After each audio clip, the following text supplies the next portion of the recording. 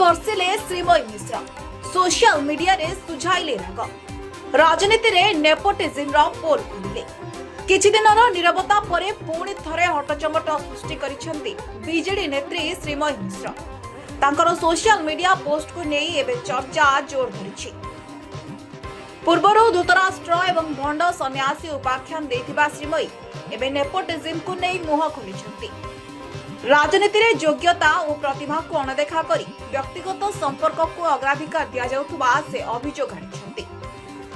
श्रीमयी तांको फेसबुक रे लेखिछंती नेपोटिज्म अर्थात स्वजन पोषण एक एभली सामाजिक और राजनैतिक अभ्यास जहाँ योग्यता और प्रतिभा को अणदेखा करी आत्मीयता बंधुत्व व व्यक्तिगत संपर्क को अग्राधिकार दिए।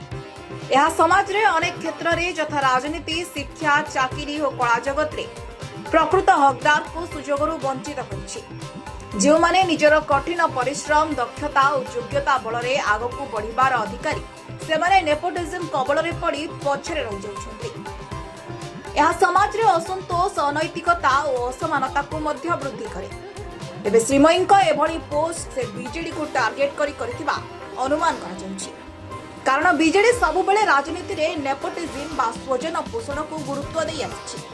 से भोट हातेइबाकू हेउ कि निर्वाचन रे प्रार्थी करिबाकू हेउ सबु बेले दलीय नेतांक परिवार को अग्राधिकार दैछि। श्रीमयी क्षेत्र रे भी ताहा घटिछि। बीजेडी 2024 साधारण निर्वाचन रे भुवनेश्वर लोकसभा आसन पई श्रीमयी को प्रार्थी करिबो बोली कहितला। हेले परे किंतु तांकू टिकेट न दे कांग्रेस रो वरिष्ठ नेता सुर राउतराय को पुओ मनमथ राउतराय को टिकेट देइतला।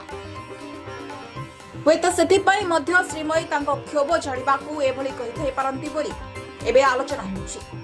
ब्यूरो रिपोर्ट सत खबर।